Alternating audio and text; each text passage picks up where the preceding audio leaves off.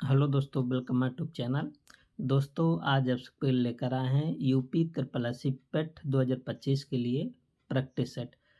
तो दोस्तों, इससे पहले बहुत सारे प्रैक्टिस सेट करवाए जा चुके हैं। ठीक है, नए अपडेटेड प्रैक्टिस सेट सब हैं।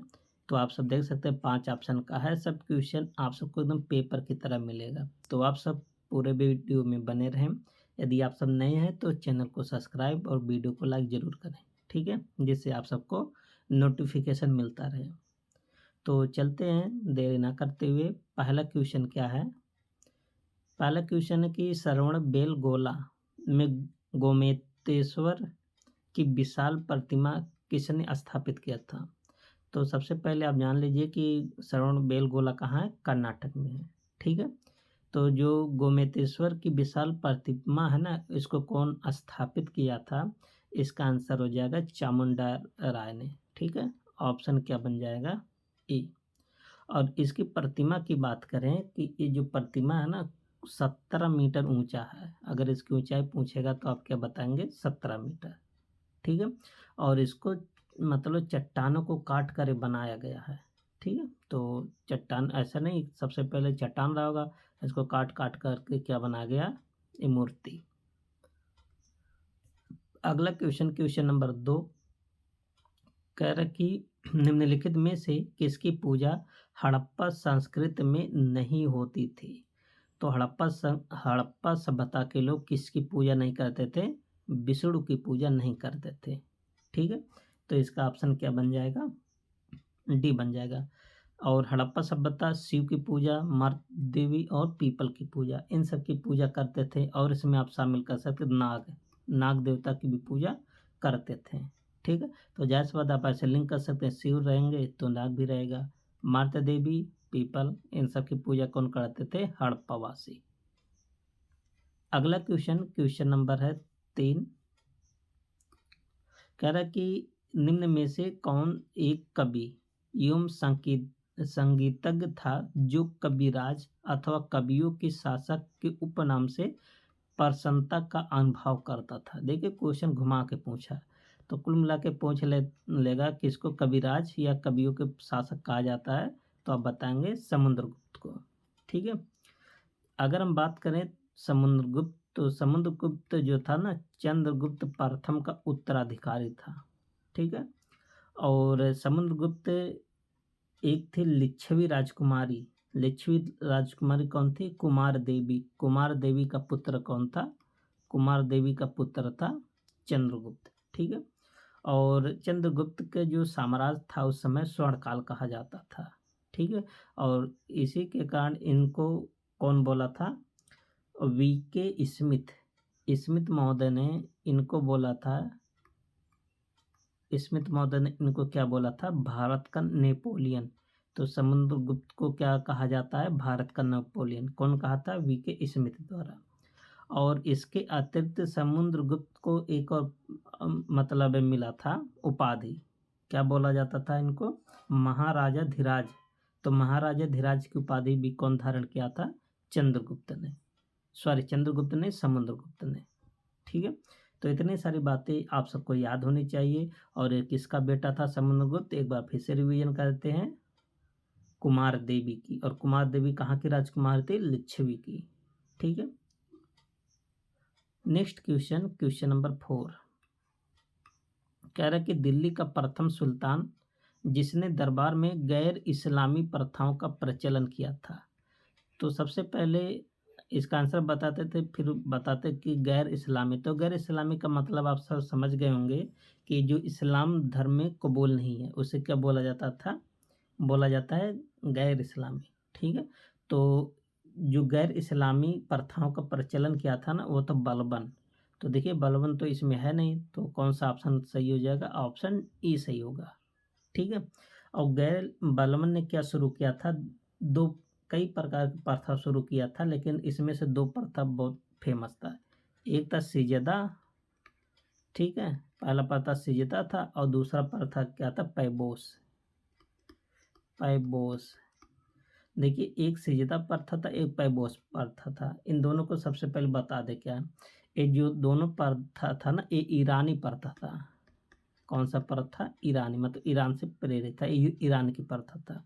सजदा में क्या करते थे कि जो लोग थे ना, ज़मीन पर कह सकते हैं, भूमि पर लेटकर अभिवादन करते थे। इस प्रथा को क्या बोला जाता था? सिजदा, मतलब ज़मीन पर बैठकर अभिवादन करना। पैबोस क्या होता था? पैबोस प्रथा, पैबोस प्रथा में सुल्तान के सिंहासन के निकट आकर, ठीक है, चरणों को चूमना क्या कहलाता था? पैबोस प्रथा। और ये दोनों ईरानी प्रथा कौन शुरू किया था? बलबन ने शुरू किया था, जो कि ये इस्लाम धर्म में कबूल नहीं था, मतलब इसे गैर इस्लामी कहा जाता था। ठीक है। और आपको बता दें कि बलबन ने और क्या क्या काम किया। बलबन ने शराब पर पाबंद लगा दिया था। ठीक है, अपने दरबार में शराब पर क्या लगा दिया? रोक लगा दिया था। और इसी ने नवरोज त्यौहार भी मनाया था, जो कि बड़े धूमधाम से मनाता था। कौन? नवरोज त्यौहार। अच्छा, नवरोज त्यौहार भी ईरानी त्यौहार था। कौन मनाता था? बलबन। तो आशा करते हैं आप सबको समझ में आया होगा। ठीक है, नेक्स्ट क्वेश्चन नंबर है 5। कह रहा कि शिवाजी के निम्नलिखित उत्तराधिकारियों में से किसे औरंगजेब ने ईमानदार की उपाधि दी? ध्यान देना, ईमानदार की उपाधि कौन दिया था? औरंगजेब ने दिया था। ठीक है, लेकिन किसको दिया था? तो इसका आंसर हो जाएगा ताराबाई को। आगे क्या है देखिए, जो ताराबाई थे ना, ये उस समय जो शिवाजी थे, इन्हीं के उत्तराधिकार थे। ये उस समय इनके जो कह सकते हैं, इनके जो हस्बैंड थे, मतलब इनके जो पति थे, कौन थे उस समय? राजा राजा राम थे। ठीक है, इनके पति कौन थे? राजा राम। हम कह सकते हैं राजा राम की पत्नी थी ताराबाई। और जो औरंगजेब था, इनको क्या बोला था? ईमानदार और मराठा नेत्री। ध्यान देना, तो ईमानदार तो है ही, और क्या बोला था? मराठा नेत्री। अगर आपसे ये पूछ लें कि मराठा नेत्री कौन बोला था, तो आप बताएंगे औरंगजेब। किसको बोला था? ताराबाई को। ठीक है।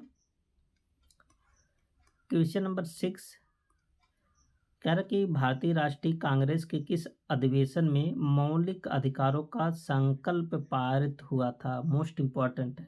ठीक है, आपसे 5 नंबर का तो आएगा INM से। तो कहाँ पर मौलिक अधिकारों का संकल्प पारित हुआ था? तो आप बताएंगे कराची अधिवेशन में। और कराची अधिवेशन कब हुआ था? 1931 में हुआ था। इसके अध्यक्ष कौन थे? सरदार पटेल थे। ठीक है, सरदार पटेल जी थे, मतलब सरदार वल्लभ भाई पटेल आप कह सकते हैं। ठीक है।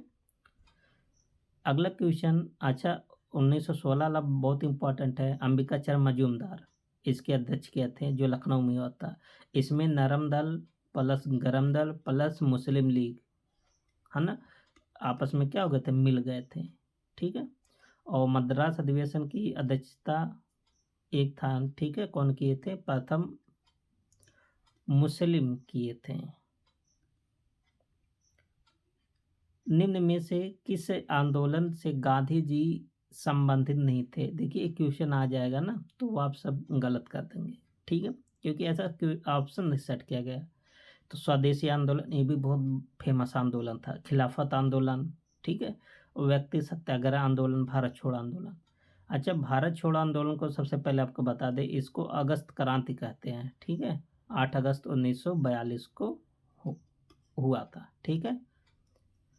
और खिलाफत आंदोलन आप सब जानते हैं, इसमें अली बंधुओं ने भाग लिया था। अली बंधुओं में कौन कौन थे? जैसे शौकत अली थे, ठीक है, मोहम्मद अली, शौकत अली। और बाद में गांधी जी और कौन थे? बाद में गांधी जी और मौलाना आज़ाद ने भी इसका समर्थन दिया था, और गांधी जी को इसका अध्यक्ष भी बनाए गए थे। ठीक है। तो खिलाफत आंदोलन में और भारत छोड़ो आंदोलन में, व्यक्ति सत्याग्रह आंदोलन, इन सब में तो गांधी जी भाग लिए थे। ठीक है। लेकिन जो स्वदेशी आंदोलन था, स्वदेशी आंदोलन में गांधी जी भाग नहीं लिए थे। आप जानते हैं कि महात्मा गांधी जी 9 जनवरी 1915 को अपने देश आए थे, मतलब भारत आए थे। ठीक है, इसलिए 9 जनवरी को क्या मनाया जाता है? प्रवासी दिवस। ठीक है। और आप जानते हैं जो स्वदेशी आंदोलन चलाया गया था, बंगाल विभाजन के खिलाफ चलाया गया था। कब चला गया? तो 1905 में। तो कहीं न कहीं इस टाइम गांधी जी कहाँ पर थे? दक्षिण अफ्रीका में थे। ठीक है? तो इसका ऑप्शन क्या बन जाएगा? ए बन जाएगा। आगे क्या है? अगला क्वेश्चन नंबर 8 कह रहा कि 1946 में आज़ाद हिंद फौज के दिल्ली लाल किले के मुकदमे में वकीलों के समूह का नेतृत्व किसने किया था? तो भोला भाई देसाई ने लाल किले में जो मुकदमा चलाया गया था वो लड़े थे। ठीक है? और इनका बहुत सारे सहयोगी भी थे, जैसे जवाहरलाल नेहरू साहब थे, है ना, के एन काटजू थे। ये सब लोग क्या थे? सहयोगी थे। और बाद में जब गवर्नर जनरल के ऊपर दबाव पड़ा ना, तो जितने भी लोग थे सभी को क्या कर दिया था? माफ कर दिया था। ठीक है? अगला क्वेश्चन क्या है? क्वेश्चन नंबर 9 कह रहा कि भारतीय राष्ट्रीय कांग्रेस का सर्वाधिक नहीं, सर्वप्रथम मुस्लिम अध्यक्ष कौन थे? तो कौन थे? अभी आप सबको बताए थे। पहले मुस्लिम अध्यक्ष बदरुद्दीन तैयबजी थे। ठीक है? तो इसका आंसर क्या बन जाएगा? ए। और ये अधिवेशन कहाँ हुआ था? मद्रास में हुआ था। तो मद्रास अधिवेशन कब हुआ था? 1887 वाला। देखिए, कई एक ही जगह कई बार अधिवेशन होता है। ठीक है? इसलिए सन आप सबको आना चाहिए। मद्रास में हुआ था कब? 1887 का जो अधिवेशन हुआ था कांग्रेस का, उसी का अध्यक्ष बनाए गए थे पहले मुस्लिम बदरुद्दीन तैयबजी। ठीक है? और इस अधिवेशन में कितने लोग भाग लिए थे? तो आप बताएंगे 607 लोग भाग लिए थे इस अधिवेशन में। ठीक है? जिसकी अध्यक्षता बदरुद्दीन तैयब जी कर रहे थे। और इसी अधिवेशन में सरकारी अधिकारियों की आलोचना की गई थी। अगर आपसे पूछा जाए कि कांग्रेस के किस अधिवेशन में सरकारी अधिकारियों की आलोचना की गई थी, तो आप बताएंगे मद्रास अधिवेशन 1887 में। ठीक है? और ये पहला अधिवेशन था, है ना, और कह सकते हैं इसी अधिवेशन में ये पहला अवसर भी था जब आम जनता से कांग्रेस में शामिल होने की अपील किया गया था। मतलब जो आम नागरिक थे, आम जनता थे, इनसे अपील किया गया कि आप सब किस में शामिल हो जाइए? कांग्रेस में शामिल हो जाइए। ठीक है? अगर ये आप सबसे पूछे तो भी आप बताएंगे मद्रास अधिवेशन। अधिकारियों की निंदा कहाँ पर की गई? किस अधिवेशन में? मद्रास अधिवेशन, इन्हीं के समय। ठीक है? अगला क्वेश्चन नंबर है 10। महात्मा गांधी ने दांडी यात्रा के साथ सविनय अवज्ञा आंदोलन परिवर्तित किया।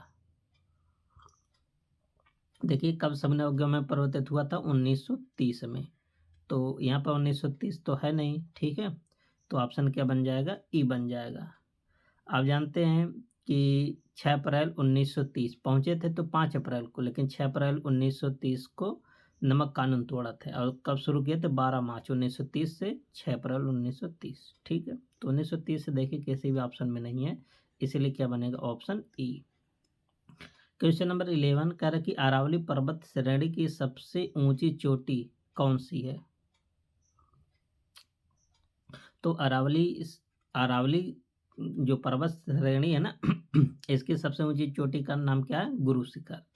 अगर हम गुरु शिखर की बात करें तो इसकी ऊंचाई कितनी है? 1722 मीटर।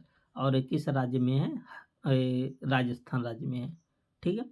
इसके बारे में देख लेते हैं कि राजस्थान के एक जिला पड़ता सिरोही जिला, है ना। सिरोही जिला में माउंट आबू पर्वत है, उसी पर स्थित है। अरावली की अगर हम बात करें तो इसका लगभग 80% विस्तार कहाँ पर है? राजस्थान में ही है। ठीक है? और इसी पर्वत श्रृंखला से बहुत सारी नदियाँ निकलती, उन नदियों का नाम आप सबको याद होना चाहिए। एक नदी बाना हो गया। ठीक है? और लूनी नदी, ये भी इम्पोर्टेंट नदी है। बाना, लूनी, साखी, और साखी नदी भी पूछा जाता है। और एक नदी है साबरमती। ठीक है? साबरमती नदी। ये सब नदियाँ यहीं से निकलती हैं। तो 4 नदियों के नाम याद कर लीजिए, कौन कौन सा? बाना, लूनी, साखी और साबरमती। ठीक है?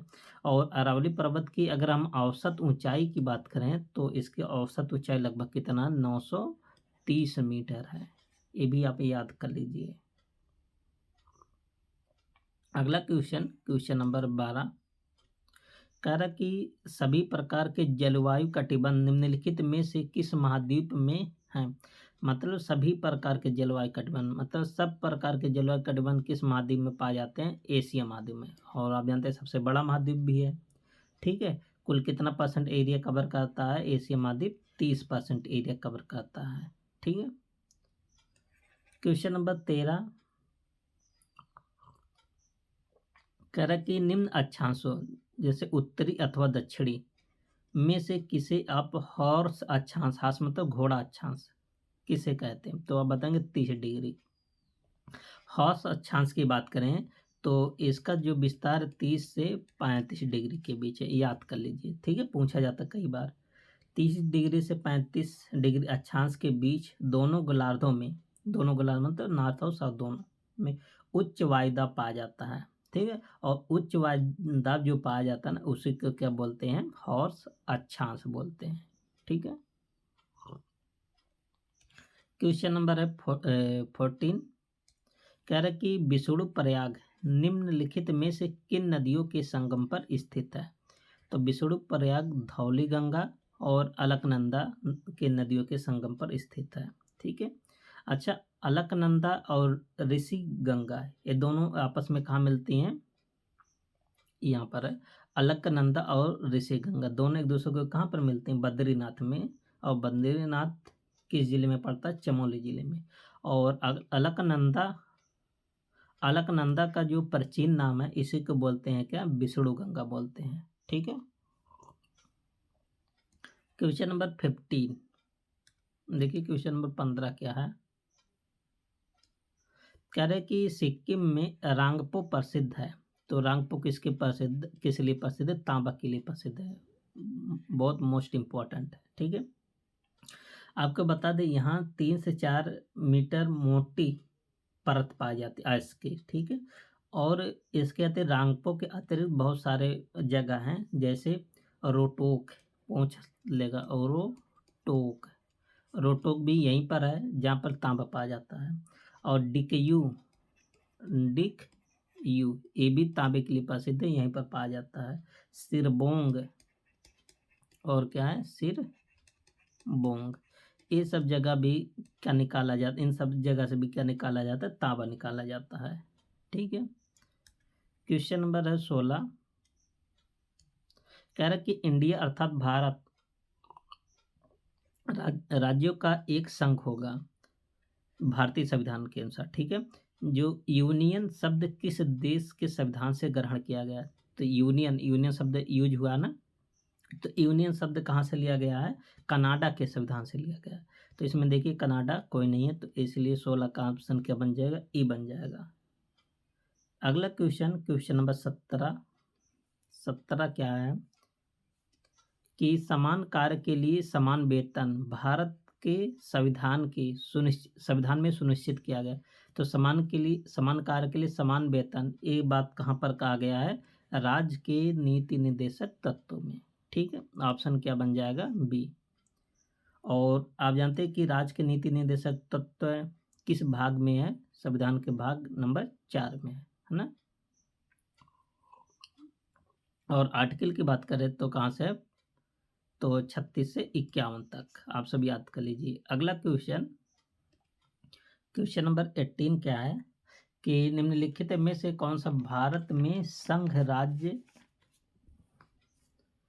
संबंध से संबंधित नहीं है? ध्यान देना, संघ राज्यों से कौन सा समिति संबंधित नहीं है, आप सबको बताना। तो इसमें हो जाएगा इंद्रजीत गुप्ता समिति। ठीक है। तो आप जानते हैं कि इंद्रजीत जो गुप्ता समिति है ना, एक कब आया था? 1998 में आया था। ठीक है, 1998 में आया था। और एक किससे संबंधित है? चुनाव सुधार से संबंधित है, इलेक्शन से संबंधित है। ठीक है। तो आप सबसे पूछा था संघ राज्य, तो संघ राज्य से कौन सा संबंधित नहीं है? इंद्रजीत गुप्ता समिति। ठीक है। और राज्य मन्नार समिति कब आया था? तो राज्य मन्नार समिति आया था 1969 में आया था। ठीक है। और पुंछी आयोग कब आया था? तो पुंछी आयोग कब आया था? 2007 में। ठीक है। और एक बचा सरकारी आयोग, एक कई बार पूछा गया है, तो कब आया था? 1983 में आया था। तो कभी कभी मिलाने के लिए दे देता है, एक तरफ आयोग का नाम, समिति का नाम, आयोग का नाम लिख देता है, एक तरफ उसका सन लिख देता है। ठीक है। तो बाकी सब सरकारी आयोग, राजमन्नार आयोग और पुंछी आयोग, ये सब संघ राज्य से संबंधित है। ठीक है। तो ऑप्शन यहाँ बन जाएगा सी। क्वेश्चन नंबर 19 कह रहे कि उच्चतम न्यायालय में संविधान के निर्वाचन से संबंधित मामलों की सुनवाई करने के लिए न्यायाधीशों की संख्या कम से कम कितनी होनी चाहिए। आप जानते हैं इलेक्शन से संबंधित जो भी मामला होता है तो सुप्रीम कोर्ट सुनता केवल, ठीक है। तो वही कह रहा है कि अगर मान लेते हैं चुनाव से संबंधित कोई मामला है तो कम से कम कितने न्यायाधीश इसको सुनेंगे, तो आप बताएंगे 5 है। कम से कम 5 न्यायाधीश होने चाहिए, इसके अतिरिक्त कुछ भी हो सकते हैं, ठीक है। और 21 आर्टिकल में बताया गया है, 145 क्लॉज 3 में बताया गया है, ठीक है। क्वेश्चन नंबर 20 देखिए, कह रहा कि कौन सा कथन सही है। आप सबको सही की पहचान करना, 4-5 ऑप्शन दिया गया। कह रहा कि सभी व्यक्ति पंचायती राज के सदस्य बन सकते हैं, नहीं, सभी व्यक्ति कैसे बन सकते हैं, ठीक है। वह व्यक्ति जो राज्य विधानसभा का सदस्य होने की योग्यता ना रखता हो, यहाँ देखिए नेगेटिव बोल दिया, पंचायती राज का सदस्य बन सकता नहीं, ये भी बात गलत है। और 25 वर्ष की आयु वाले व्यक्ति ही पंचायती राज की सदस्यता अर्ह नहीं, 25 वर्ष नहीं बोला गया है, ठीक है। वे सभी लोग जो 21 वर्ष की आयु पूरी कर चुके हैं तथा राज्य विधानसभा के सदस्य चुने जाने की योग्यता रखते हो, पंचायती राज की सदस्यता के लिए योग्य हैं, ये बात सही है, ठीक है। आप जानते हैं कि प्रधानी का जो इलेक्शन है, आप कितने एज पे लड़ सकते हैं, 21 साल पे लड़ सकते हैं, ठीक है। और वोट देने का अधिकार कितना एज है, 18 साल है। और विधानसभा का इलेक्शन लड़ना तो आपकी एज क्या होनी चाहिए, 25 वर्ष, ठीक है। नेक्स्ट क्वेश्चन नंबर 21 साइंस से क्वेश्चन है, 1 किलोवाट घंटा का मान होता है, तो 1 किलोवाट घंटा में कितना जूल होता है, 3.6 × 10⁶ जूल होता है, ठीक है। क्वेश्चन नंबर 22 प्रकाश सीधी रेखा में चलता प्रतीत होता है, क्यों। अच्छा, आप सब जानते हैं कि प्रकाश जो है ना, प्रकाश का डुअल नेचर होता है, 2 प्रकार का गुण होता है, एक कण की तरह भी बिहेव्स करता है और तरंग की तरह, समझ में आया बात। तो प्रकाश क्या होता है, तरंग भी होता है, कण, दोनों तरफ से बिहेव्स करता है। तो प्रकाश को आप देखते होंगे एक सीधी रेखा में चलता प्रतीत होता है, क्यों ऐसा होता है, ठीक है। तो क्यों ऐसा होता है कि प्रकाश की तरंग दैर्घ्य बहुत छोटी होती है, इसीलिए ऐसा होता है। ऑप्शन क्या बन जाएगा, सी। तो 22 का क्या बन जाएगा, सी। क्वेश्चन नंबर 23 भोजन को संग्रहित करने के डिब्बे की इलेक्ट्रोप्लेटिंग में किस धातु का प्रयोग किया जाता है, ठीक है। तो जब भोजन को रखा जाता है ना, जो अंदर की तरफ किसका मतलब है किया जाता है, अब कह सकते हैं पॉलिश। तो 23 का ऑप्शन हो जाएगा ESN का प्रयोग किया जाता है, ठीक है। क्वेश्चन नंबर 24 निम्नलिखित में से कौन सा रोग अनुवांशिक है, तो अनुवांशिक रोग कौन सा है, वर्णधानता रोग है, ठीक है। अच्छा, इसके वाहक कौन होते हैं, वाहक कौन होते हैं आप सब बताइए। इसमें वाहक महिलाएं होती हैं। जैसे आपको बता दें, अगर आपके नाना के अंदर ए रोग होगा, ठीक, वर्णधानता। अच्छा, वर्णधानता रोग क्या होता है, देखिए इसमें ना लाल, रेड और ग्रीन, हरा रंग पहचान नहीं पाते, जिसके अंदर वर्णधानता रोग होता है, ठीक है, लाल और हरा कलर आप इसमें विभेद नहीं कर पाते हैं।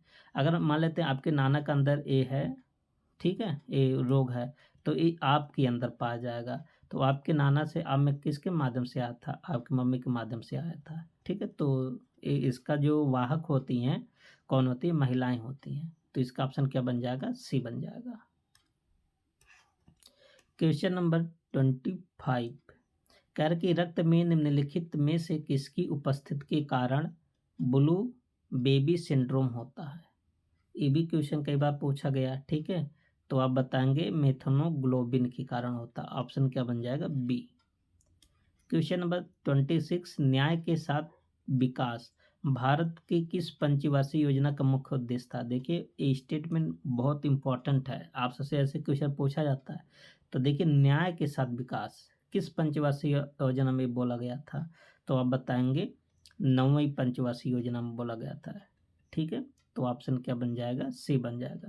और 9वीं पंचवर्षीय योजना कब से कब तक था, इसका सन भी आप सबको याद होना चाहिए, 1997 से लेकर कब से कब तक था, 2002 तक था, ठीक है।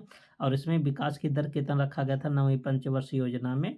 5.4% इसमें विकास दर रखा गया था, ठीक है। और जो पहली पंचवर्षीय योजना में क्या लक्ष्य रखा गया था, किस पर फोकस किया गया था? कृषि, सिंचाई, विद्युत, ठीक है। और पांचवी परियोजना में किसका मतलब किस पर फोकस किया गया था? गरीबी उन्मूलन।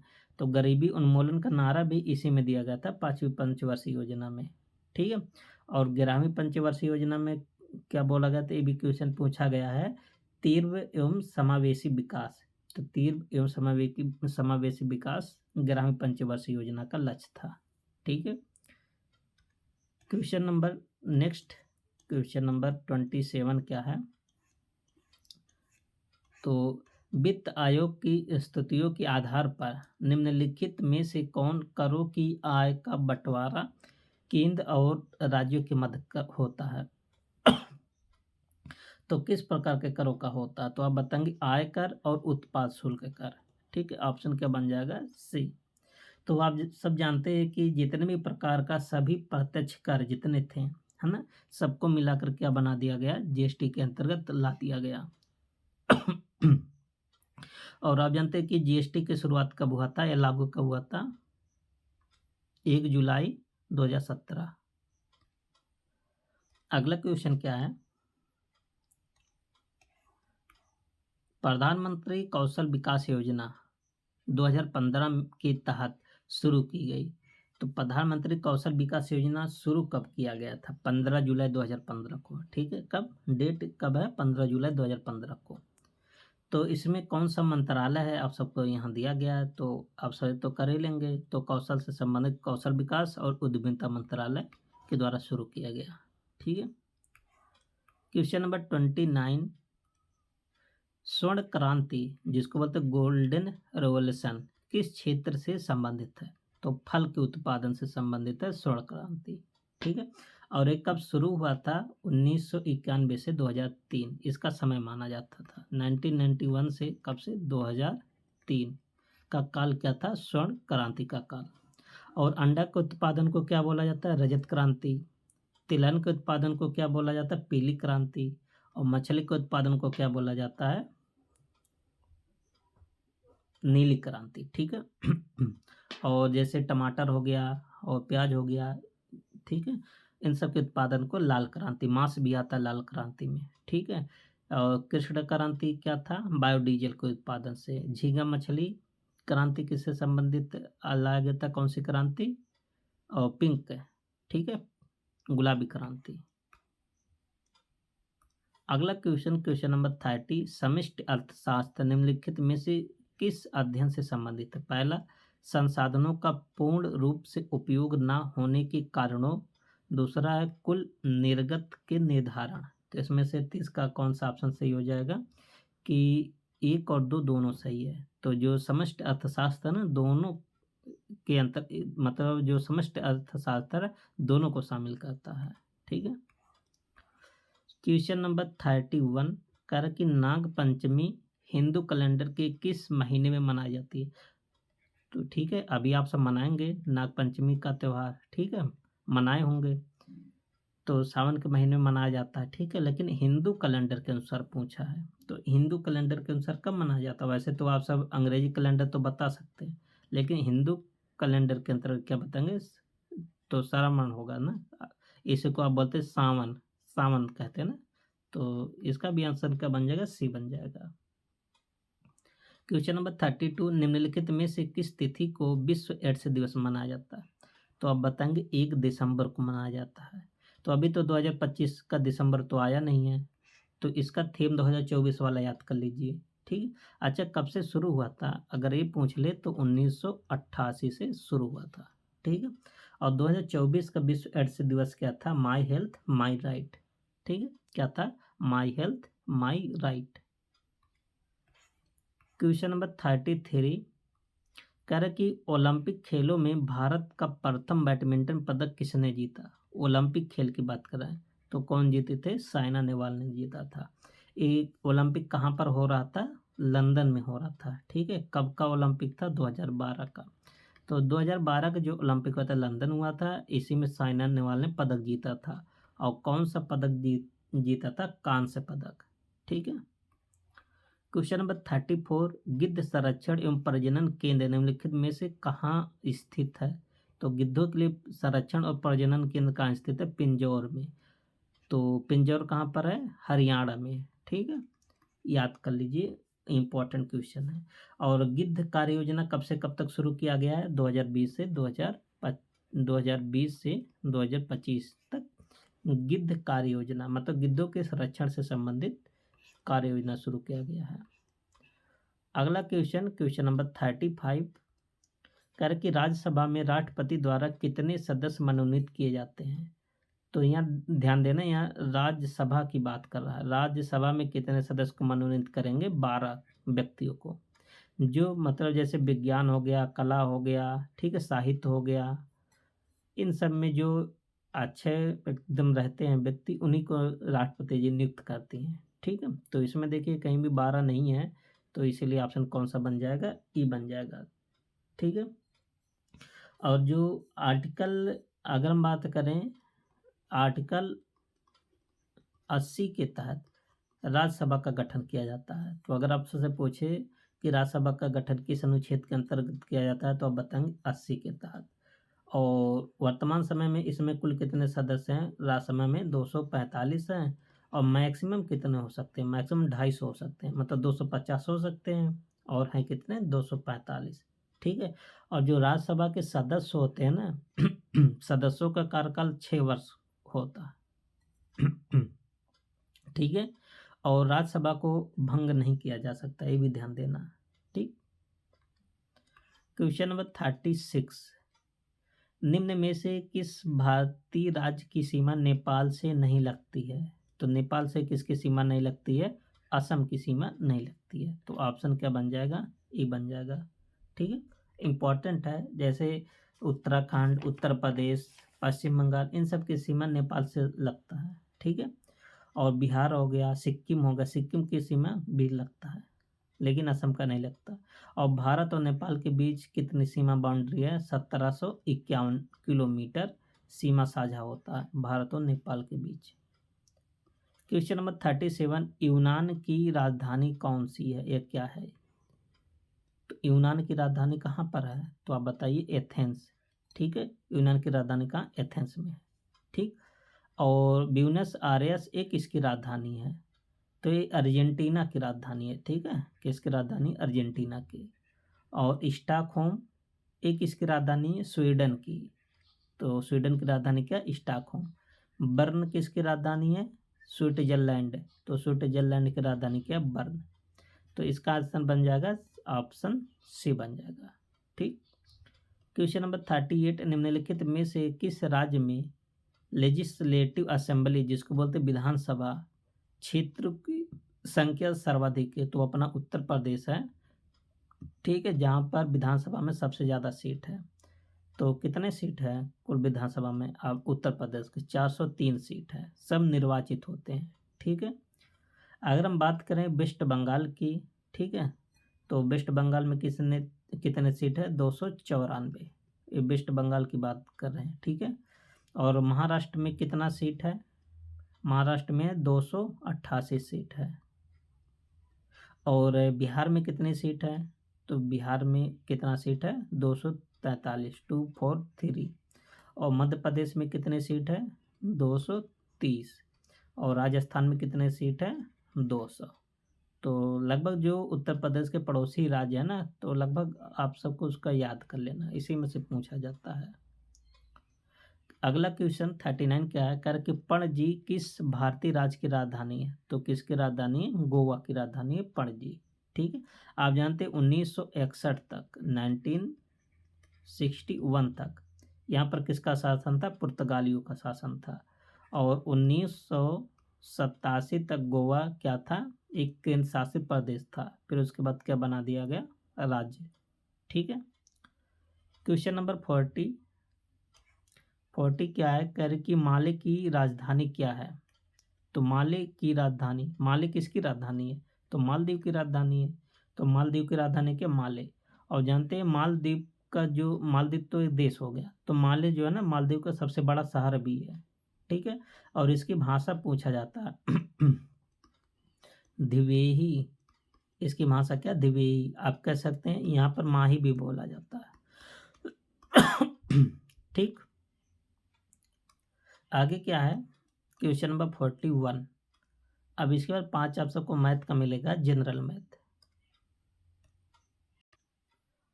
41 क्या है, देखिए इसमें कह रहा कि भिन्नों में सबसे छोटी भिन्न बताना है, ठीक है। तो इस टाइप का क्वेश्चन आप सबको करवाए हैं। तो आप सबको बता दें कि इसमें चार ही इसमें है और 4 इस ऑप्शन में है, ठीक है। तो चेक कर लीजिए ऑप्शन के, 4 में 9 से भाग करेंगे तो कितना आएगा, 0.44 आएगा। सब लोग डिवाइड कर लेना। आप सबको कैलकुलेशन आना चाहिए, क्योंकि अगर कैलकुलेशन आएगा तो 20 जो क्वेश्चन मैथ का रहेगा ना, वो कैलकुलेटिव भी रहेगा, ठीक है। और 5/4 का वैल्यू कितना आप सब निकालेंगे, 1.25, ठीक। और 3/8, 3 में 8 से भाग करेंगे तो इसका वैल्यू आएगा 0.345, सॉरी 375 आएगा, 45 नहीं आएगा। और 6/7 का वैल्यू क्या आएगा, 0.857। तो सबसे छोटा पूछा गया। यहाँ देखिए 3 है, यहाँ 4 है, ये तो सबसे बड़ा हो गया, यहाँ 8 है। तो कौन सबसे छोटा है, 3/8। और सबसे बड़ा की बात करता तो ए हो जाता, ठीक है। वैसे देखने से भी पता चला यही बड़ा है, क्योंकि इसका अंश जो है हर से बड़ा है, ठीक है। क्वेश्चन नंबर 42, एक क्वेश्चन आप सब सॉल्व कर लेना, ठीक है। कोई इसमें ज़्यादा कठिन नहीं है। देखिए बोडोमॉस का नियम करा के फॉलो करके सॉल्व कीजिए। तो 42 का ऑप्शन क्या बन जाएगा, सी बन जाएगा। आप सब सॉल्व कर लीजिएगा, ये सब क्लास 6-7 का सवाल है। क्वेश्चन नंबर 43 कह रहा कि 40 छात्रों की कक्षा में लड़कों और लड़कियों की अनुपात, मतलब संख्या का अनुपात इतना दिया है। कह रहा कि लड़कों की औसत अंक इतना है और लड़कियों के औसत अंक इतना। तो पूरी कक्षा के औसत अंक आप सबको बताना है, ठीक है। तो सबसे पहले आप सब यहाँ देखिए, 40 छात्रों को इसको कोई लेना देना नहीं। तो छात्र कितने हैं, लड़के कितने 7 और लड़कियां कितने 3। लड़कों का औसत दिया है, तो सबसे पहले लड़कों का कुल निकाल लीजिए, कुल अंक कितना है। तो बॉयज़ का निकाल रहे हैं, तो 7 गुणे कितना 65। तो 7 का 65 में गुणा करेंगे, आगे कितना आ जाएगा 455। और लड़कियों का कितना है, गर्ल का निकाल लीजिए। लड़कियों का संख्या 3 है और औसत कितना है 72। तो 3 गुणे 72, तो 72 3 कितना हो गया 216, ठीक है। अब टोटल निकाल लीजिए, टोटल कुल कितने हो गए। तो 6 5 11 के 1 हासिल 1, 6 1 7, और यहाँ कितना 6, तो 671 आ गया, ठीक है। और कुल कितने हैं, 7 और 3 10। रेशियो ही लीजिए आप सब टोटल, क्योंकि हम यूज नहीं कर रहे हैं। तो 10 से भाग कर देंगे, एक अंक पर 10 लग जाएगा, तो 67.1। तो ऑप्शन कौन सा बन जाएगा, पहला। आप वैसे भी कर सकते हैं, पहले मतलब टोटल छात्र निकाल लीजिए, लड़के की भी संख्या और लड़कियों की संख्या, तो भी इतना आएगा, तो भी इतना आएगा, ठीक है। आगे क्या है, क्वेश्चन नंबर है 44। कह रहा कि सुहास किसी यात्रा का इतना भाग रेलगाड़ी से तय करता है और फिर यात्रा का इतना भाग बस के द्वारा तय करता है। इसके बाद वह शेष 36 किलोमीटर की दूरी साइकिल से तय करता है। तो सुहास कुल कितनी यात्रा करता है। हाँ देखिए, तो सबसे पहले आप सब जोड़ लीजिए, रेल से कितना तय कर रहा है और बस से कितना तय, इन दोनों को जोड़ करके। और वैसे भी फ्रैक्शन का टोटल कितना होता है, 1 होता है, और परसेंटेज का टोटल कितना होता है, 100% होता है। तो इन दोनों को जोड़ करके, सॉरी, इन दोनों को जोड़ करके दोनों फ्रैक्शन को 1 में से घटा दीजिए, तो बच जाएगा कि शेष कितना बचा, ठीक है। तो शेष हम निकाल लेते हैं। तो 1 माइनस दोनों को जोड़ लेना, 5/12 और प्लस 1/3, ठीक है। तो 1 माइनस 5/12 और 1/3 को सॉल्व कर लीजिए, देखिए कितना आता है। तो यहाँ पर देखिए डायरेक्ट हम कर लीजिए, वैसे भी यहाँ मल्टीप्लाई कर दी ऊपर नीचे 4 से, ठीक है। तो 4 3 12 और 4, तो 5 4 9, तो टोटल कितना आ जाएगा 9/12, ठीक है। 12 और 12 एकन 12, 12 में से 9 हो जाएगा, कितना आ गया 3/12। तो 3/12 आ गया, शेष दूरी है। और शेष दूरी यही आप सबसे बोला 36 किलोमीटर, तो ये किसके बराबर होगा 36। 3 एकम 3 तो 12 3 36 और 12 का 12 में मल्टीप्लाई कर देंगे 12 बरहिम 144। तो 1 का वैल्यू कितना आ जाएगा 144 किलोमीटर, ये टोटल हो जाएगा। ठीक है, तो देख लेते हैं कितना दिया है। 144 आना चाहिए और किस ऑप्शन पर है 144, ऑप्शन नंबर बी पर है। ठीक, तो बहुत सारे तरीके हैं, आप सबको जो तरीका आ रहा उसी तरीका लगाइए। ठीक है, अगर हम जैसे बता रहे हैं वो आसान आप सबको लग रहा है तो वही फॉलो कीजिए, नहीं तो आपकी मर्जी। अगला क्वेश्चन क्या है, क्वेश्चन नंबर 45 कह रहा है कि एक परीक्षा में 45% छात्र पास हो गए, ठीक है, और इतना फेल हो गए, तो परीक्षा में भाग लेने वाले छात्र कुल कितने हैं? तो आप खुद बताइए, अगर 45% पास हैं तो फेल कितने होंगे? फेल हैं 55%। ठीक है, और ए भी फेल है और ए भी फेल है, तो ए फेल फेल बराबर कर लीजिए, तो 79750। ठीक है, तो अगर आप 1% का मान निकालेंगे, यहाँ तो 55% का है, तो 1% का मान निकालेंगे तो यहाँ 55 से भाग कर देंगे, किसमें? इसमें 79750 में 55 से भाग कर देंगे तो कितनी बार जाएगा? आप सब भाग कर लीजिएगा, तो बार जाएगा 1450। ठीक है, तो अगर ये 1450 है तो आप जानते हैं कंप्लीट 100% होता है, तो 100% के लिए 2 जीरो और लगा दीजिए। ठीक है, तो यहाँ पर ऑप्शन बी आप सब देख सकते हैं, ऑप्शन नंबर कौन सा आ जाएगा? डी आ जाएगा। इस टाइप के क्वेश्चन आसान होते हैं। अब इसके बाद रीजनिंग का क्वेश्चन है, कह रहा है कि एक निश्चित कोड भाषा में पेंट को इतना लिखा जाता है 70 और पॉलिश को इतना लिखा जाता है, तो क्लीन को क्या लिखा जाएगा? तो इसमें देखिए कुछ नहीं किया गया है, सब इसका मतलब जो पोजीशन है उसको सम कर दिया गया। जैसे पी 16 पर होता है, ए 1 पर होता है, एन सॉरी आई 9 पर होता है, एन 14 पर होता है, टी 20 पर, सबको जोड़ेंगे कितना आएगा? 70। तो इसी प्रकार के सी 3 पर होता है, एल 12 पर, ई 5 पर, ए 1 पर, एन 14 पर, इन सबको जोड़ेंगे, इसका पोजीशन लेटर जोड़ेंगे तो कितना आ जाएगा? 45 आ जाएगा। ऑप्शन क्या बन जाएगा? बी। ठीक है, आप सब करके देख लीजिएगा। क्वेश्चन नंबर 47 4 अक्षर समूह दिए गए हैं, जिनमें से 3 किसी तरह से संगत है और एक असंगत। असंगत का चयन कीजिए, मतलब 3 एक तरह है और जबकि एक अलग है सबसे। ठीक है, तो अगर आप देखेंगे ना तो क्या दिया गया है कि 7 में से 2 जाएगा 5, -2 किया गया है, और इसमें अगर आप 8 जोड़ेंगे, 8 5 13, तो -2 +8, तो 11 में से 2 जाएगा 9, तो यहाँ भी -2, और 9 में 8 जोड़ेंगे, 9 8 17, तो कुल मिला के -2 +8 सब में किया गया। इसी प्रकार जब आप ऑप्शन सॉरी इसी प्रकार से जब ऑप्शन बी को चेक करेंगे ना तो ये आप सबको नहीं मिलेगा। ठीक है, तो ऑप्शन बी देख लीजिए, तो यहाँ पर 10 है, 10 में से 2 जाएगा 8। ठीक है, क्योंकि जी किस पर है? 10 पर है, और एच किस पर है? 8 पर है, तो 8 में 9 जोड़ेंगे 17 आ जाएगा, तो यहाँ पर +9 किया गया, 8 नहीं किया गया, इसलिए ऑप्शन कौन सा होगा? बी। बाकी तीनों ऑप्शन आप सब एक बार चेक कर लीजिएगा। और कैलेंडर से क्वेश्चन है, 15 फरवरी 2018 को गुरुवार है, तो 18 अप्रैल 2019 को कौन सा दिन होगा? तो एक कौन सा दिन होगा? बृहस्पतिवार होगा, इस ऑप्शन में नहीं है। ठीक है, आप सब इसको निकाल लीजिएगा, आप सब जिस विधि से निकालते हैं। और ब्लड रिलेशन से क्वेश्चन आप सबको बताए थे कि आप सब ये अपने ऊपर फॉलो कीजिएगा। ठीक है, कर कि डस्टिन माइक का बेटा है, बिल बॉब के बेटे का नाम है।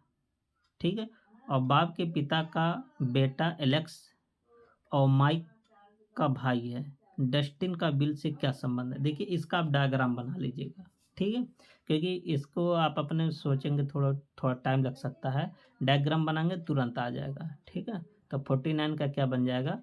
डी, पिता के भाई का बेटा। ठीक है, अब देखिए अगला क्वेश्चन वन डायग्राम से है, क्वेश्चन नंबर 50। क्वेश्चन नंबर 50 क्या है? देखिए कह रहा कि सभी एलियन लोग हैं, सभी एलियन क्या हो गया, लोग, पीपल हो गया। ठीक है, कुछ लोग स्तनधारी हैं, कुछ लोग, ठीक है, कुछ लोग क्या हो गए, स्तनधारी होंगे, मतलब मैमल्स हो गए। और सभी स्तनधारी पशु हैं, सभी स्तनधारी क्या हो गए, पशु हैं, पशु मतलब एनिमल। ठीक है, ये वन डायग्राम आप सबका बन गया। अब कह रहा कि कुछ पशु स्तनधारी हैं, कुछ पशु स्तनधारी हैं, तो पशु कहाँ पर है, एनिमल।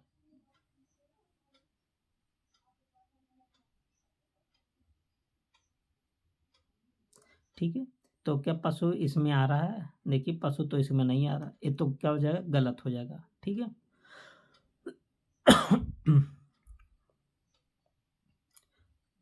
सॉरी पहला तो आ रहा ना, कुछ पशु स्तनधारी हैं, एनिमल यहाँ था ना, कुछ पशु क्या हो गए, स्तनधारी, पहले तो फॉलो कर रहा है। ठीक है, ये मिस्टेक है, तो सही है। सभी लोग एलियन हैं, देखिए आपको बार बार बता, अंदर से बाहर आएंगे तो सबका फॉलो करेगा, और इधर से जाएगा कुछ, तो कुछ लोग एलियन हैं। ठीक है, ये गलत है, तो केवल एक फॉलो कर रहा है, ऑप्शन नंबर कहाँ पर है, सी पर है। अगला क्वेश्चन, अब देखिए इसके बाद आप सबको इंग्लिश मिलेगा 5 नंबर का, 5 क्वेश्चन। ठीक है, आप सब वीडियो को रोक कर जरूर पढ़ें। ठीक है, क्योंकि यहाँ पर पढ़े रहेंगे तो पेपर में भी तो आप सबको पढ़ना ही है, पेपर तो लगा ही है। Why is steel often called the backbone of modern industry. तो आप सब बताइए, पैसेज को आप सब पढ़े हैं ना, तो इसका आंसर क्या आएगा, steel is use in almost every tools and machinery. ठीक है, 52 क्या, what is the tone of the passage, passage का टोन क्या, देखिए इस लैंग्वेज में आप सबसे क्वेश्चन पूछेगा, तो पैसेज का टोन क्या है, कह सकते पैसेज से आप सब क्या समझते हैं। ठीक है, तो इसका टोन क्या है, इंफॉर्मेटिव। ठीक है, कहीं कहीं आप सब अगर पढ़े होंगे तो इंफॉर्मेटिव मतलब इंफॉर्मेशन से संबंधित आप सबको बातें बताया गया होगा। Select the option that can be use as a one word substitute for the given groups of word. The sound of owls, sound of owls को क्या बोलते हैं, और हॉर्स बोलते हैं। ठीक है, question number 54, select the most appropriate एंटोनियम्स of the given word. ठीक है, और इसका आंसर क्या, सॉरी ये वर्ड है, क्या लिखा है देखते हैं, तो क्या हो जाएगा, क्लैंडस्टाइन। क्लैंडस्टाइन का क्या एंटोनियस होगा, मतलब विलोम बताना है। ठीक है, तो इसका विलोम क्या होगा, हॉनेस्ट होगा, ईमानदार होगा। बेईमान, बेईमान का उल्टा क्या होता है, ईमानदार। क्वेश्चन नंबर 55 क्या है, select the most appropriate option to fill the blanks. This time next week I will be Mumbai. यहाँ देखिए आर्टिकल आप सब पढ़ लीजिए, आर्टिकल से तो क्वेश्चन पूछना जाना है। ठीक है, सबसे पहले इंग्लिश में आप आर्टिकल पढ़ लीजिए, बाकी चाहे कुछ पढ़िए चाहे मत पढ़िए, डायरेक्ट एंड डायरेक्ट पढ़ लीजिए, एक्टिव पैसिव, 3 टॉपिक आप सब पढ़िए पहले। ठीक है, तब 55 का आंसर क्या बन जाएगा, by this time in I will in Mumbai. ठीक है, ए ऑप्शन हो जाएगा, 55 का क्या बन जाएगा, ए। क्वेश्चन नंबर 56, करक के कोणार्क का संधि विच्छेद, कोणार्क का क्या होगा संजय, कोण प्लस अर्क, तो कोण प्लस अर्क कहीं पर है, तो कहीं पर नहीं है कोण पर अर्क, तो कौन सा हो जाएगा, ई ऑप्शन हो जाएगा। ठीक है, और कोणार्क में कौन सा संधि होगा, दीर्घ स्वर संधि। क्वेश्चन नंबर 57, इनमें से विलोम शब्द का एक सही युग्म है, तो विलोम का कौन सा इसमें सही है, तो आदृत का तिरस्कृत, ये एकदम सही लिखा गया। बहुत लोग आपत्ति के विपत्ति लगा देंगे, गलत है। आपत्ति का होता है क्या चीज, संपत्ति। आवर्षण का अनावर्षण नहीं होता, आवर्षण का क्या होता है, वर्षण केवल होता है। और गणतंत्र का जनतंत्र नहीं होता, गणतंत्र का क्या होता है, राजतंत्र। और स्त्री का पुरुष, गुण का क्या होता है, अवगुण होता है। ठीक है, अगला क्वेश्चन क्या है, नेक्स्ट क्वेश्चन कह रहे कि निम्नलिखित में से उस समूह को चिन्हित करें जिसमें पुल्लिंग से स्त्रीलिंग परिवर्तन सही रूप में किया गया है। जैसे शब्द, कवि, सम्राट, नेता और विदुर। आप जानते हैं नेता का क्या होता है, नेत्री होता है। तो यहाँ पर सब नेत्री नेत्री होना चाहिए। तो पहला और दूसरा ऑप्शन इससे आप गलत काट दिए, ठीक है। और सम्राट का सम्राज्ञी होता है, तो सम्राज्ञी सम्राज्ञी। और यहाँ पर देखिए मात्रा का हेरफेर है, ठीक है। तो दोनों में से कौन सा सम्राज्ञी है? अगर वो भी नहीं समझ में आ रहा तो कवि का कवित्री होता है, कवित्री नहीं कवित्री। तो डी ऑप्शन सही हो जाएगा, ठीक है। तो 58 का क्या बन जाएगा? डी। इस सॉरी सॉरी सॉरी, यहाँ पर देखिए बहुत बड़ा यहाँ मिस्टेक है, मिस्टेक यहाँ सम्राज्ञी लिखा, ए वाला होना चाहिए, ठीक है। और यहाँ कवित्री ने कवित्री होना चाहिए। अगर इस कवित्री ऑप्शन सही तो तब सी होता, इसमें से कोई सही नहीं लिखा, सब उल्टा सीधा लिखा। तो इसका ऑप्शन ई बन जाएगा, ठीक है। यहाँ साम्राज्ञी होगा, साम्राज्ञी सही है लेकिन कवित्री सही नहीं है, यहाँ कवित्री सही नहीं है, ठीक है। 58 का ई होगा, वह स्त्री जिसका पति परदेश से आने वाला हो, उसके लिए एक शब्द क्या है? मतलब जिसका पति परदेश से आने वाला हो उसको बोलते हैं क्या?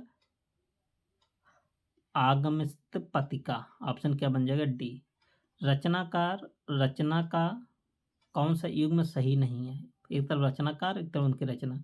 तो रामचरितमानस की रचना तुलसीदास ने किया, बिल्कुल बात सही है, ठीक है। तो तुलसीदास अवधी भाषा में किए थे, ठीक है। और कुतुबन की जो कुतुबन है, मृगावती की रचना कुतुबन ने किया था। पद्मावत की रचना मलिक मोहम्मद जासी। लेकिन चित्रावली की रचना मंजन साहब ने किए थे। मंजन की एक रचना मधुमालती, तो मधुमालती की रचना कौन की है? मंजन साहब, ठीक है। तो यहाँ पर डी ऑप्शन सही हो जाएगा। अगला क्वेश्चन हिंदी का पैसेज है, आप सब हिंदी को पढ़िएगा वीडियो को रोक रोक करके, ठीक है, तभी आप सब प्रैक्टिस कर पाएंगे। ऐसा नहीं केवल आंसर देखिए, क्योंकि आप सबको वहाँ भी पेपर में भी ऐसे पढ़ना ही है, तो यहाँ पर प्रैक्टिस कर लीजिए पढ़ना और मिला लीजिए कौन सा आपका आंसर सही हो रहा है। हमारे देश में समाजोपयोगी ऊर्ध्वमुखी योजनाओं से वंचित वर्ग कौन सा है? तो 61 का कौन सा आप आंसर पाएंगे? मलिन बस्तियों, फुटपाथ, सड़क तथा रेलवे लाइन के किनारे झोपड़पट्टी डालकर रहने वाले अशिक्षित, दुर्बल और आसक्त लोगों का वर्ग होता है। सी ऑप्शन सही हो जाएगा।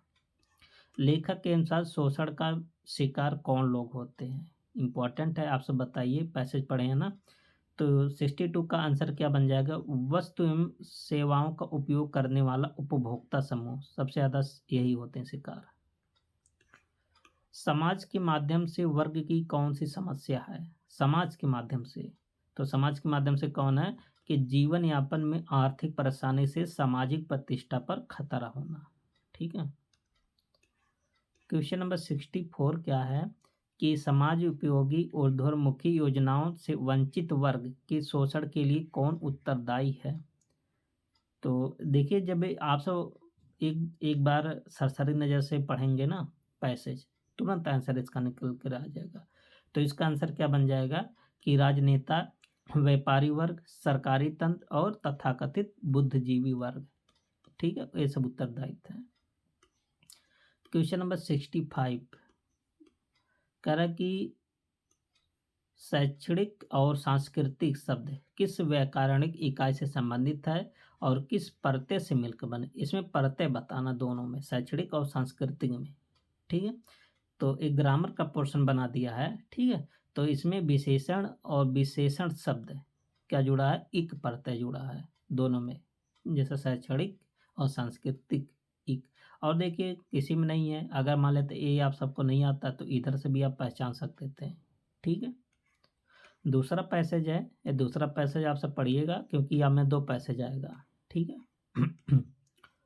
और दूसरा पैसेज भी थोड़ा लॉन्ग है, आप सब जानेंगे कि आप सबका एक पैसेज थोड़ा कठिन आता है और एक पैसेज थोड़ा आसान।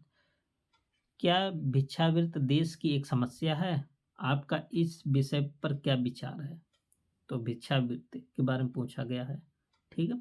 तो देखिए भिक्षावृत्ति देश की एक ज्वलंत समस्या बन गई है, क्योंकि लोग इसको जानबूझकर अपना व्यवसाय बना रहे हैं, ठीक है। अभी आप जानते हैं सरकार इस पर रोक भी लगा रही है, ठीक है। जैसे मध्य प्रदेश में बहुत ज़्यादा वहाँ भिक्षावृत्ति पर रोक लगा गया, ठीक है? वहाँ तक कि एफआईआर भी हो जाता है, मतलब हुआ था, मतलब देने वाले भी और लेने वाले भी। क्वेश्चन नंबर 67, विभिन्न स्थलों पर लोग भीख देने के लिए क्यों बाध्य हो जाते हैं? ठीक है?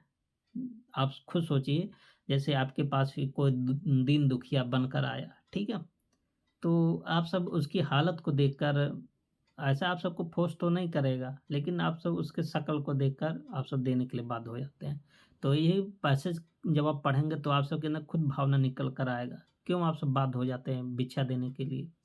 तो अपंगता, अपंगता आप देखते होंगे ना, कोई हाथ से लूला होगा, पैर से लंगड़ा होगा, ठीक है? कुरूपता, आसक्तता, वृद्धावस्था, आप सब देंगे बहुत बुजुर्ग लोग भी रहते हैं, ठीक है? ये सब देखकर लोग भीख देने के लिए बाध्य हो जाते हैं, और कोई आपको फोर्स थोड़ी नहीं करता है, ठीक है? इन सब की हालत को देखकर हो जाते हैं। क्वेश्चन नंबर 66, अगर आप सब ये सोचिए कि सरकार अगर उनके लिए कुछ ऐसी योजना, विशेषकर योजना बनाए। आप सब मानते हैं कि कुछ लोग रहते हैं जो एकदम सही लोग रहते हैं, ठीक है? एकदम उनका पैर भी सही रहेगा, हाथ भी रहेगा, और कमा के खा, मतलब खा सकते हैं। कभी-कभी देखते ये सब भी भिक्षा माँगते हैं। इन सब के लिए एक, मतलब इनके लिए कठोर कानून बनाना चाहिए सरकार को, ठीक है? जिनका हाथ-पैर सब चीज़ सही है, वो कमा के खा सकते हैं, लेकिन वो कमा के खाते नहीं, माँग कर खाते हैं। लेकिन जिसका हाथ-पैर, दोनों हाथ-पैर, ठीक है, नहीं है, मत और एकदम ओल्ड भी है, तो उनके लिए सरकार को नया-नया योजना लानी चाहिए, और उनको इस योजना का ग्राउंड स्तर पर फॉलो करना चाहिए, ठीक है? तभी जाके सब सुधार होगा, नहीं तो केवल कहने की मात्र है। अब देखिए, भीख ना देकर भी दूसरों की मदद करने के लिए कौन-सा विकल्प सही नहीं है? मतलब भीख ना देकर दूसरों की मदद करने के लिए, भीख भी ना दो और मदद भी करो, कौन-सा विकल्प सही नहीं है? ठीक है? तो 68 का क्या हो जाएगा, पैसे देकर किसी भिखारी को रोज़गार, धंधे के लिए प्रेरित करके मदद करना चाहिए। जैसे आप सब भी बहुत सारे लोगों को देखे होंगे, यूट्यूब पर ही देखे होंगे ना, कि मान लेते हैं कोई असहाय व्यक्ति है, ये भिखारी भी है, उनकी मदद करते हैं, जैसे उनका कोई छोटा-सा रोज़गार दिला दे, कोई छोटा-सा दुकान खुलवा दे, है ना? जिससे वो अपना धंधा में लग जाए, तो ऐसे भी आप मदद कर सकते हैं। क्वेश्चन नंबर 69 क्या है कि दान, पुण्य और जीवन मुक्ति में कौन-सा समास है? यहाँ देखिए ग्रामर का पोर्शन पूछ लिया गया है, ठीक है? तो दोनों, तो दान और पुण्य द्वंद्व समास हो गया, जीवन से मुक्त तत्पुरुष समास हो गया, तो ऑप्शन क्या बन जाएगा? बी बन जाएगा। क्वेश्चन नंबर 70, खानदानी भिखारी कैसे होते हैं? देखिए खानदानी भिखारी, ठीक है? तो खानदानी भिखारी क्या होते हैं? जिनकी भीख माँगने की जगह पुश्तैनी है और पीढ़ियों से चिन्हित है, उसे क्या बोलते हैं? खानदानी भिखारी। तो आप सब भी ऐसे किसी-किसी को कहते हुए भी आप सब देखते होंगे ना, एक खानदानी भिखारी है। तो खानदानी भिखारी का मतलब क्या होता है कि उसका मतलब कई पीढ़ी यही काम करते हुए चला रहा हो, ठीक है? उसे क्या बोलते हैं? खानदानी केवल भिखारी नहीं होते, बहुत सारे लोग खानदानी होते हैं। जैसे आपके घरों में कोई रोज़गार होगा, ठीक है? कोई काम होगा, जैसे दुकान का काम होगा, है ना? तो आपके दादा कर रहे थे, फिर आपके पापा, फिर आप वही, है ना? लेकिन आप तो जॉब की तैयारी कर रहे हैं, ठीक है? अब देखिए दोस्तों, इसके बाद 10 क्वेश्चन आप सबको मिलेगा करंट अफेयर का, और 20 क्वेश्चन मैथ का, ठीक है? मैथ का आप सब स्वतः लगाइएगा, ठीक? अब यहाँ से अब यहाँ से शुरू होगा करंट अफेयर का, ठीक है? अप्रैल 2025 में सरहुल उत्सव किस राज्य में मनाया गया? मोस्ट इम्पोर्टेंट है, जीके में केवल यही पूछा जाता है, सरहुल उत्सव कहाँ मनाया जाता है? तो आप बताएंगे झारखंड में, ठीक है? और ये मार्च और अप्रैल महीने में मनाया जाता है। यहाँ की प्रमुख जनजातियाँ मनाती हैं कौन से? जैसे उरांव, मुंडा, संथाल, खड़िया, ये सब जनजातियाँ कौन सा उत्सव मनाती हैं? सरहुल उत्सव, मार्च अप्रैल महीने में। अगला क्वेश्चन क्या है कि अप्रैल 2025 में स्टार्टअप महाकुंभ का आयोजन कहाँ किया गया? ध्यान देना, स्टार्टअप महाकुंभ पूछा है, तो स्टार्टअप महाकुंभ का आयोजन कहाँ किया गया? नई दिल्ली। यहाँ अगर प्रयागराज होता ना तो बहुत सारे लोग प्रयागराज ही लगाते हैं, ठीक है? तो इनका आयोजन कब किया गया था? 3 से 5 अप्रैल, ठीक है? और ये दूसरा संस्करण है, ध्यान देना, सेकंड नंबर का संस्करण है। इसका उद्घाटन कौन किए थे? स्टार्टअप से संबंधित कौन सा मंत्रालय किनको मिला है? पीयूष गोयल जी को। तो पीयूष गोयल ने इसका क्या किए थे? उद्घाटन किए थे। ठीक है। क्वेश्चन नंबर 93, अप्रैल 2025 में NESTS पहल का किस क्रम स्थापना दिवस मनाया गया? तो इसका कौन सा संस्करण था? इसकी स्थापना कब हुई थी? सबसे पहले यही बताइए। तो इसकी जो शुरुआत हुआ था ना 2019 से इसका शुरुआत हुआ। ठीक, एक कौन सा संस्करण है? ये 7वां संस्करण है। ठीक है। अच्छा, इसका उद्देश्य क्या है? इसका उद्देश्य क्या है कि आदिवासियों की जो शिक्षा है उसको बढ़ावा देना। तो ये आदिवासियों से संबंधित है। ठीक है। क्वेश्चन नंबर है 94, अप्रैल 2025 में भारत ने किस वर्ष बिम्स्टेक खेलों की मेजबानी की घोषणा की?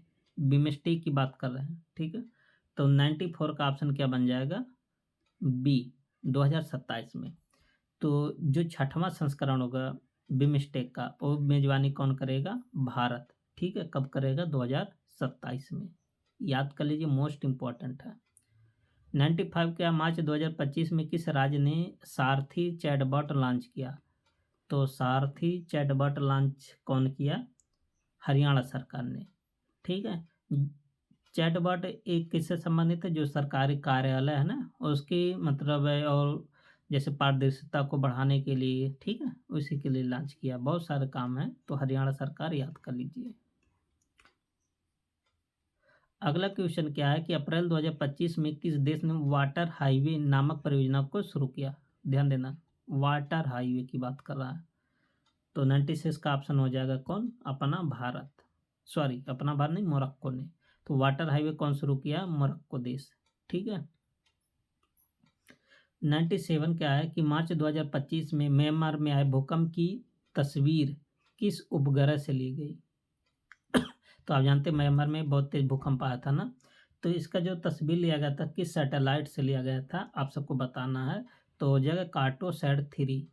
तो तीसरी जनरेशन का, तीसरी जनरेशन का ये था। ठीक है। अगला क्वेश्चन क्या है कि अप्रैल 2025 में टाइगर ट्रायम्फ 2025 अभ्यास भारत और किस देश के? टाइगर ट्रायम्फ किसके मध्य होता है? तो किसके मध्य होता है? अमेरिका और भारत के मध्य होता है। ठीक है। क्वेश्चन नंबर 99, अच्छा एक कौन सा संस्करण था ट्रायटम का? ये 4था संस्करण था। ठीक है।